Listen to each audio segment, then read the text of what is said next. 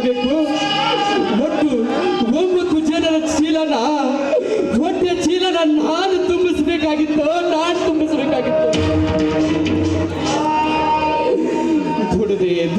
ದುಡಿದೆ ಹಗಲು ರಾತ್ರಿ ಎನ್ನೋದು ದುಡಿದೆ. ಅದರ ಜೊತೆಗೆ ಆರ್ಮಿಗೆ ಸೇರ್ಬೇಕು ಅನ್ನೋ ಕೆಲಸನ ಕಟ್ಕೊಂಡೆ. ಬೆಳಿಗ್ಗೆ 4 ಗಂಟೆಗೆ ಹೇಳ್ತಾ ಇದ್ದೆ, ಕಸರತ್ತು ಮಾಡ್ತಾ ಇದ್ದೆ. ಬೆಳಿಗ್ಗೆ 4 ಗಂಟೆಗೆ ಎದ್ದು ಹೊಸ ರಸ್ತೆಯಲ್ಲಿ ಓಡ್ತಾ ಇದ್ದೆ. ಆರ್ಮಿಗೆ ಫಸ್ಟ್ ರ್ಯಾಂಕ್ನಲ್ಲಿ ಸೇರ್ಕೊಂಡೆ. ನಾನು ಕಂಡ ಕನಸನ್ನು ನನಸು ಮಾಡಿಕೊಂಡು ಸ್ವರ್ಗದಲ್ಲಿ ತೇಲಾಡಿದೆ. ಆದ್ರೆ ನನ್ನ ಹಾಗೆ ನನ್ನ ಮಗ ಕಷ್ಟಪಡಬಾರದು ಅಂತ ಅಂದೆ ನಾನು ಶಪಥ ಮಾಡಿದೆ. ನಿನಗಾಗಿ ತಿಂಗಳ ಹಣ ಕಳಿಸಿಕೊಟ್ಟೆ. ಹೋಗ್ಲಿ ಬಿಡು. ನೋಡು, ನಾನೀಗ ಏನೇ ಹೇಳಿದ್ರು ಅದು ನಿನ್ನ ತಲೆಗೆ ಹತ್ತೋದಿಲ್ಲ. ನೋಡು ಮಹೇಂದ್ರ, ನಿನ್ನ ತಾಯಿ ಹತ್ರ ನೀನು ದಿನಾಲು ಪೆನ್ಷನ್ ಮೇಲೆ ಸಾಲ ತೆಗೆದುಕೊಂಡು ಬಾ ಅಂತ ನಿನ್ನ ತಾಯಿ ಹತ್ರ ಕೇಳ್ತಾ ಇದ್ದೆ ಅಂತಲ್ಲ. ಆ ದುಡ್ಡನ್ನು ತಂದು ನಿನ್ನ ಹೆಂಡತಿ ಕೈಯಲ್ಲಿ ಕೊಟ್ಟಿದ್ದೇನೆ. ಆ ದುಡ್ಡನ್ನು ತೆಗೆದುಕೊಂಡು ಏನಾದ್ರೂ ಮಾಡಿಕೊಂಡು ಹಾಳಾಗಿ ಹೋಗು. ನನ್ನ ಕೈಯಲ್ಲಿ ನೀವು ದುಡ್ಡು ತಂದು ಕೊಟ್ಟ? ಯಾವಾಗ ಕೊಟ್ರಿ? ಯಾಕೆ ಸುಳ್ಳು ಹೇಳಕತ್ತೀರಿ? ಈಗಾಗಲೇ ನನ್ನ ಮ್ಯಾಗ ಒಂದು ಅಪಾದನ ಹೊರಿಸಿ, ಈಗ ಮತ್ತೊಂದು ಅಪಾದನ ಹೊರಿಸಬೇಡ್ರಿ. ಏನ್ ಹೇಳ್ತಾ ಇದ್ದೆ ನೀನು? ಈಗ ಕೇವಲ 10 ನಿಮಿಷದ ಹಿಂದೆ ಆ ದುಡ್ಡನ್ನು ತಂದು ನಿನ್ನ ಕೈಯಲ್ಲಿ ಕೊಡಲಿಲ್ಲ ನಾನು.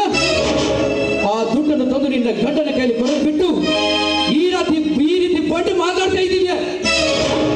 ಎಂತ ಹೇಸಿ ಜನಾರಿ ನೀವು?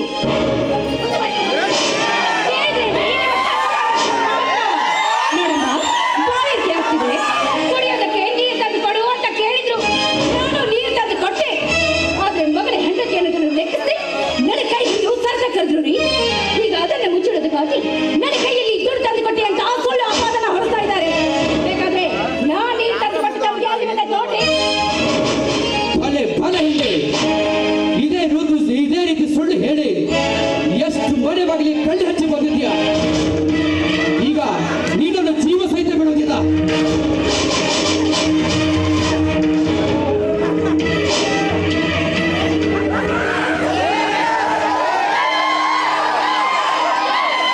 ಸಾಕು, ನಿಲ್ಲಿಸು ನಿನ್ನ ಮುದ್ದಡತನ. ಏನಂತ ತಿಳ್ಕೊಂಡಿದ್ಯಾ ನೀನು? ನನ್ನ ಕಣ್ಣೆದುರಿಗೆ ನನ್ನ ಹೆಂಡತಿನ ಬಾಯಿಗೆ ಬಂದಂಗೆ ಬೇದು ಅವಳನ್ನು ಹೊಡೆಯಲು ಬಿಟ್ಟಿದ್ಯಾ? ಎಷ್ಟು ಧೈರ್ಯ ನಿನಗೆ? ಮಗನ ಹೆಂಡತಿಯನ್ನ ಮಗಳ ಸಮ ನೋಡೋದು ಬಿಟ್ಟು ಮಗಳಂತ ಸೊಸಿನ ಕಾಮದಾಟ ಕರಿತೀಯಾ? ನಿನ್ನನ್ನು ಜೀವ ಸಹಿತ ಬಿಡೋದೇ ನಾನು.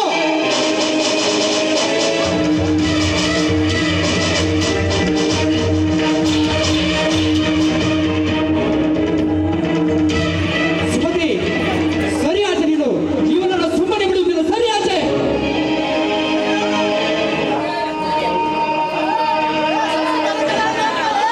ನಾನು ಯಾವ ಕಾರಣಕ್ಕೂ ಬಿಡೋದಿಲ್ಲ.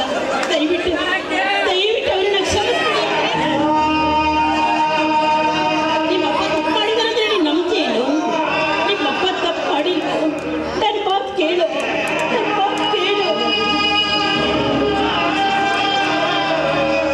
ಆಹಾ, ನೀ ಎಂತವನಂದ್ರೆ ಚೆನ್ನಾಗಿ ಗೊತ್ತು.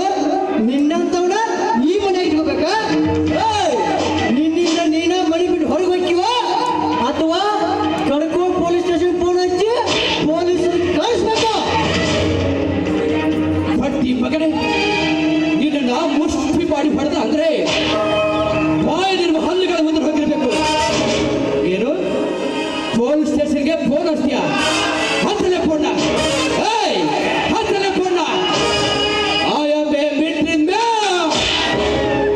ನಿನಗಿಂತ ಕಾನೂನು ಕಾಯ್ದೆ ಏನು ಅಂತ ನನಗೆ ಚೆನ್ನಾಗಿ ಗೊತ್ತು.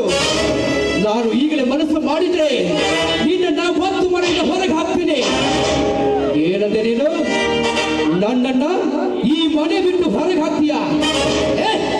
ನಿಮ್ಮಂತ ಪಾಪಿಗಳ ಜೊತೆ ಈ ಮನೆಯಲ್ಲಿ ನಾನು ಒಂದು ಕ್ಷಣವೂ ಈ ಮನೆಯಲ್ಲಿ ಇರೋದಕ್ಕೆ ಆಗುವುದಿಲ್ಲ. ಕೆಲವು ಬಾಸುಮತಿ, ಈ ಮನೆಯನ್ನು ಬಿಟ್ಟು ಎಲ್ಲಿಯಾದ್ರೂ ದೂರ ಹೋಗಿ ಬದುಕೊಳ್ಳೋಣ. ಬಾಸುಮತಿ, ಬಾ.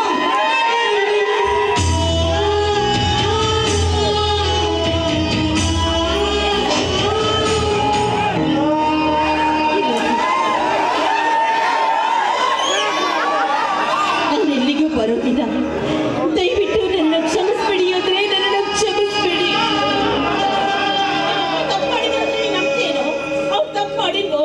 ಅವ್ರನ್ನ ಮನೆ ಬಿಟ್ಟು ಹೋಗ್ಬೇಡ ಅಂತ ಹೇಳು.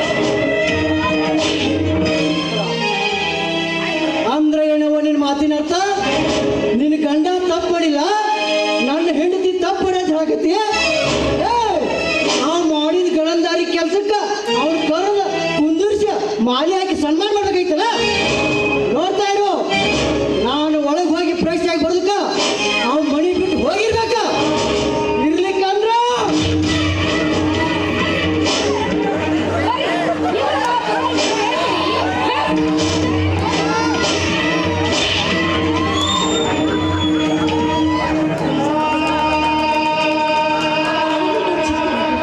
ತಿಳಿಲಾರ್ದೆ ಮಾತಾಡಿದ. ದೊಡ್ಡವರಾದ ನಾವೇ ಮಕ್ಕಳನ್ನ ಅರ್ಥ ಮಾಡ್ಕೊಳ್ಳದೆ ಹೋದ್ರೆ ಇನ್ಯಾರಂದ್ರೆ ಕ್ಷಮಿಸ್ಬೇಕು, ಇನ್ಯಾರು ಕ್ಷಮಿಸ್ಬೇಕು? ಅದನ್ನ ನಾನು ಬುದ್ಧಿ ಹೇಳ್ತೀನಿ. ದಯವಿಟ್ಟು ಮನೆ ಬಿಟ್ಟು ಹೋಗೋ ತೀರ್ಮಾನ ಮಾತ್ರ ತಗೋಬೇಡಿ ಅಂದ್ರೆ ತಗೋಬೇಡಿ. ಸುಮತಿ ಸುಮತಿ, ಆಯ್ತೇನೆ ಮುಖಕ್ಕೆ ಮಂಗಳಾರತಿ. ಇಲ್ಲ ಕಡೆ, ಒಂದು ಕ್ಷಣ ಈ ಮನೆಯಲ್ಲಿ ನಾವು ಇರ್ಕೊಡ್ದು. ಆ ಕಡೆ ಎಲ್ಲಿ ಆದ್ರೂ ಬಹು ದೂರ ಹೋಗಿ ಬದುಕಿ ಬಿಡೋಣ. ಇಲ್ಲ, ಪುತ್ರವಾತ್ಸಲ್ಯ ಅನ್ಕೊಂಡು ಚಿಂತೆ ಇಲ್ಲ. ನನ್ನ ಮಗನ್ನ ಬಿಟ್ಟು ನಾನು ಎಲ್ಲಿಗೂ ಬರೋದಿಲ್ಲ ಅಂದ್ರೆ ಬರೋದಿಲ್ಲ. ಸುಮತಿ, ಮಗನ ಮೇಲೆ ಯಾಮವ ಎಂತ ಕರಡಿನ ಸಂಕಟ. ಪುತ್ರ ವಾತ್ಸಲ್ಯ ನನಗೂ ಅರ್ಥ ಆಗುತ್ತೆ ಸುಮತಿ, ಅರ್ಥ ಆಗುತ್ತೆ.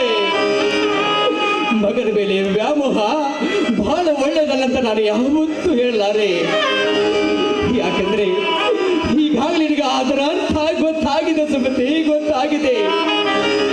ನೋಡು, ಮಗನ ಬಿಟ್ಟು ಬರೋದಿಲ್ಲ ಅಂತ ಹೇಳ್ತಾ ಇದೀಯಾ. ಒಂದೇ ಒಂದು ಮಾತು ನೆನಪಿಟ್ಟುಕೋ ಸುಮತಿ, ಈ ಮನೆಯಲ್ಲಿ ನಿನ್ನ ಸ್ವಾಭಿಮಾನಕ್ಕೆ ಯಾವತ್ತು ಧಕ್ಕೆ ಬರುವುದೋ ಆವತ್ತು ಈ ಮೇಜರ ಸೂರ್ಯ ಹೃದಯದ ಬಾಗಿಲು ನಿನಗಾಗಿ ಯಾವತ್ತು ತೆರೆದಿರುತ್ತೆ ಸುಮತಿ, ಯಾವತ್ತು ತೆರೆದಿರುತ್ತೆ. ಮಗನಿಗೆ, ತಾಯಿಗೆ ಮಗ ಕುರುಡನೆ ಆಗಿರಲಿ, ಕುಂಟನೆ ಆಗಲಿ, ಸೋಂಬೇರಿನೇ ಆಗಿರಲಿ, ತಾಯಿಗೆ ಮಗ ಯಾವತ್ತಿದ್ರು ರಾಜಕುಮಾರನೇ. ಸುಮತಿ, ಈ ನಿನ್ನ ಮಗನ ಆಶ್ರಯದಲ್ಲಿ ಎಷ್ಟು ದಿನ ಇರ್ತೀಯ ಇರು. ನಾನಿದ್ದು ಹೋಗಿ ಬರ್ತೀನಿ ಸುಮತಿ, ಹೋಗಿ ಬರ್ತೀನಿ.